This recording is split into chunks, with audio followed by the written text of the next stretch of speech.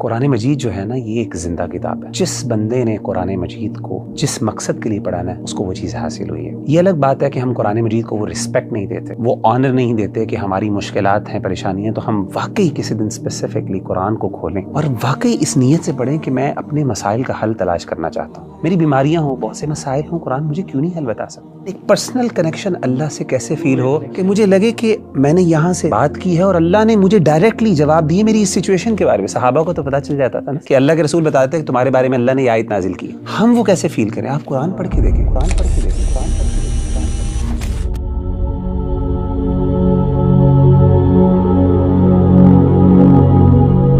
مغیرہ بھائی، ایک عام انسان جب بھی کسی سے کمیونیکیشن کرتا ہے اس کی خواہش ہوتی ہے کہ اس کو رسپانس ملے اور رسپانس جلدی مل جائے. جس طرح کہ نبی کریم صلی اللہ علیہ وآلہ وسلم کے زمانے میں صحابہ کرام جو تھے ان کے اوپر پریشانیاں آتی تھی، تکلیفیں آتی تھی، اور وہ اللہ سبحانہ و تعالیٰ سے دعائیں کرتے تھے کہ ان کی یہ پریشانیاں ختم ہو جائیں، اور ان کو ان چیزوں کا جواب بھی مل جاتا تھا اور ان کے دعائیں بھی قبول ہوتی تھی وحی کے ذریعے.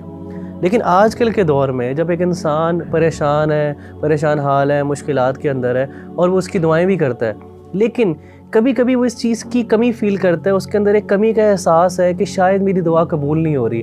تو مغیرہ بھی سوال یہ ہے کہ وہ جو احساس ہے کہ انسان کے اندر وہ احساس اور وہ ایک مطمئن ہو جائے اس چیز سے کہ اللہ نے میری دعا سن لی اور اللہ سبحانہ و تعالیٰ کی طرف سے اس کو احساس بھی آ گیا ہے کہ اس کی دعا قبول ہو گئی ہے. تو یہ احساس کیسے ایک انسان اپنے اندر پا سکتا ہے؟ دیکھیں ربیع اللہ بھائی، مجھے آپ کے سوال سے ایک واقعہ یاد آ گیا. میں یو اے میں تھا، تو ایک دن میں جمعے کی نماز پڑھنے گیا.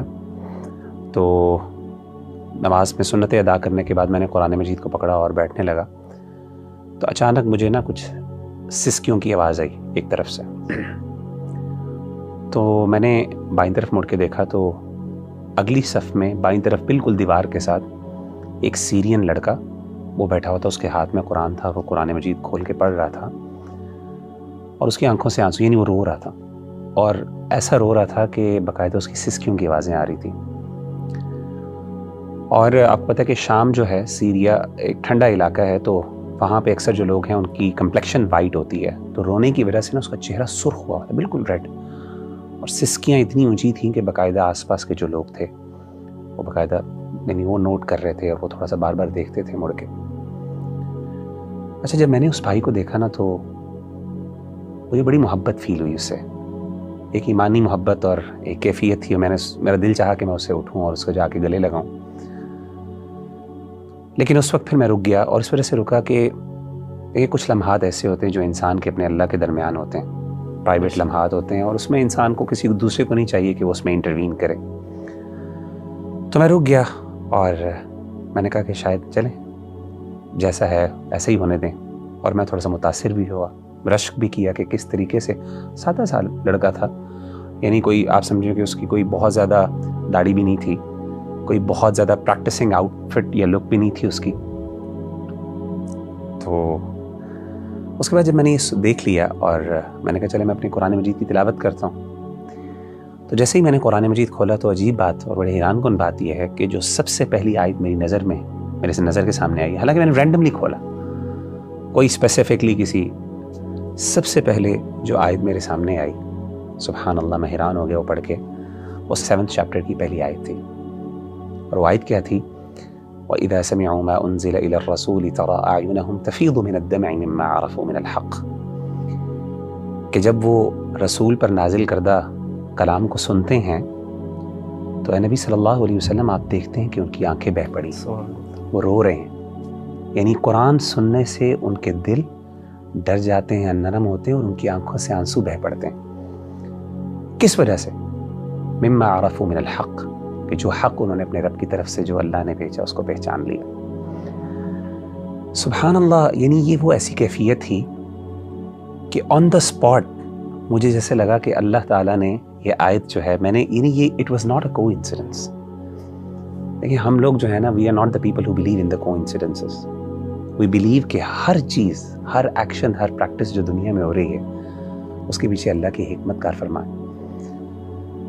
تو میرا دل چاہا کہ میں اس کے ساتھ یہ آیت شیئر کروں، اور میں کہوں کہ مجھے یہ آیت میں نے سنی ہے اور مجھے ایک قسم کا اللہ نے، کیونکہ میں I was thinking about that person نا، کہ یار کیوں رو رہا ہے اور پتہ نہیں کیا فیلنگز ہیں، اس کے جذبات ہیں.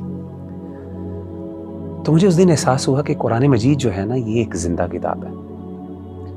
اور یقین کریں، یہ تجربہ کر کے دیکھ لیں کہ جس بندے نے قرآن مجید کو جس مقصد کے لیے پڑھانا ہے اس کو وہ چیز حاصل ہوئی ہے. یہ الگ بات ہے کہ ہم قرآن مجید کو وہ رسپیکٹ نہیں دیتے، وہ آنر نہیں دیتے کہ ہماری مشکلات ہیں، پریشانیاں ہیں، تو ہم واقعی کسی دن اسپیسیفکلی قرآن کو کھولیں اور اس کو پڑھیں، اور واقعی اس نیت سے پڑھیں کہ میں اپنے مسائل کا حل تلاش کرنا چاہتا ہوں. یعنی میرا دل بے قرار ہے، میرا دل جو ہے وہ وحشت ہے، اس میں مجھے اطمینان کی ضرورت ہے. یہ کیسے ہو سکتا ہے میں قرآن پڑھوں اور مجھے یہ آیت نظر نہ آئے الا بذکر اللہ تطمئن القلوب. میری بیماریاں ہوں، بہت سے مسائل ہوں، قرآن مجھے کیوں نہیں حل بتا سکتا؟ زندہ کتاب ہے. اور میں آپ کو بتاؤں کہ جن لوگوں نے یہ تجربات کیے ہیں نا، قرآن سے پرسنل، دیکھیں آپ کا سوال بھی یہی ہے نا کہ جنرل تو دین سے ہمیں جوابات مل جاتے ہیں، لیکن ایک پرسنل کنیکشن اللہ سے کیسے فیل ہو، کنیکشن جو فیل ہو کہ مجھے لگے کہ میں نے یہاں سے بات کی ہے اور اللہ نے مجھے ڈائریکٹلی جواب دیے میری اس سچویشن کے بارے میں. صحابہ کو تو پتہ چل جاتا تھا نا کہ اللہ کے رسول بتاتے تھے کہ تمہارے بارے میں اللہ نے یہ آیت نازل کی ہے. ہم وہ کیسے فیل کریں؟ آپ قرآن پڑھ کے دیکھیں، قرآن آپ سے بات کرے گا، آپ کو لگے گا کہ میرا رب مجھے جواب دے رہا ہے. اور میں آپ کو بتاؤں کہ میں نے دیکھا کہ جتنے بھی ہمارے اسلاف ہیں جب اپنی مشکلات میں پڑے اور انہوں نے جب قرآن مجید کی طرف رخ کیا تو انہوں نے اپنی فیلنگز شیئر کی. میں آپ کو 2 مثالیں دیتا ہوں. ایک مثال ہے امام ابن تیمیہ رحمہ اللہ کی. جب وہ اپنے آخری دور میں تھے، جیل میں بھیج دیا گیا ان کو، تو کہتے ہیں کہ میں نے پھر میرے پاس اور کچھ نہیں تھا تو میں نے قرآن مجید کی طرف جو ہے وہ رجوع کیا اور میں نے قرآن مجید کو پڑھنا شروع کیا. کہتے ہیں جیسے جیسے میں قرآن مجید پڑھتا جا رہا، مجھے، حالانکہ وہ امام ہے جس نے اپنی پوری زندگی اسلام پہ لگا دی، پوری زندگی اسلام کی خدمت اتنی کی کہ اس کو شیخ الاسلام کا ٹائٹل ملا. تاریخ میں بہت کم لوگ ایسے ہیں جن کو علماء نے شیخ الاسلام کہا ہو، اپنے دور کے لوگ اور بعد کے بڑے بڑے علماء نے شیخ الاسلام کہا ہو، اس میں امام ابن تیمیہ. تو ابن تیمیہ کہتے ہیں کہ مجھے ندمت واللہ، یہ ان کے الفاظ ہیں کہ مجھے ندامت ہوئی کہ میں نے اپنی زندگی کا ایک بہت بڑا حصہ جو ہے وہ ضائع کر دیا اور میں قرآن مجید نہیں پڑھ سکا. اسی طریقے سے شیخ ابو اسحاق الحوینی بہت بڑے عالم دین ہیں، اس ٹائم محدث ہیں. میں سمجھتا ہوں عرب دنیا کے بڑے ترین، اگر آپ مجھے کہیں گے نا کہ بڑے عالم دین حدیث کے کوئی ہیں تو میں ابو اسحاق الحوینی کو میں ریکمینڈ کروں گا. اور بھی بڑے علماء ہیں ڈیفینیٹلی، ان کو کچھ دیر کے لیے روک دیا گیا لیکچرز سے اور لوگوں سے خطبات جو وہ دیتے تھے.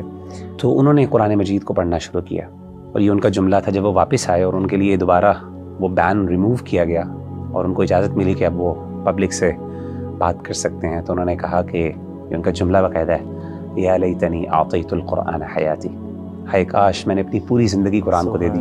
اور کہتے ہیں کہ میں نے اپنی اس جو وقت میں نا قرآن پڑھا اور مجھے احساس ہوا کہ میں نے کتنا بڑا، حالانکہ پوری زندگی حدیث کی خدمت، حدیث کوئی چھوٹی چیز ہے سبحان اللہ، لیکن جو قرآن ہے نا وہ پرسنل کنیکشن بندے کو تب، اور میں بتاؤں یہ کنیکشن بندے کو خاص طور پہ تب فیل ہوتا ہے جب بندہ مشکل میں ہوتا ہے، جب بندے کو ضرورت ہوتی ہے. اس وقت جب قرآن راحت دیتا ہے اور قرآن انسان سے کمیونیکیٹ کرتا ہے تو اس وقت انسان کو پھر یہ جذبہ بیدار ہوتا ہے کہ کاش میں اپنی پوری زندگی قرآن کو دے دیتا.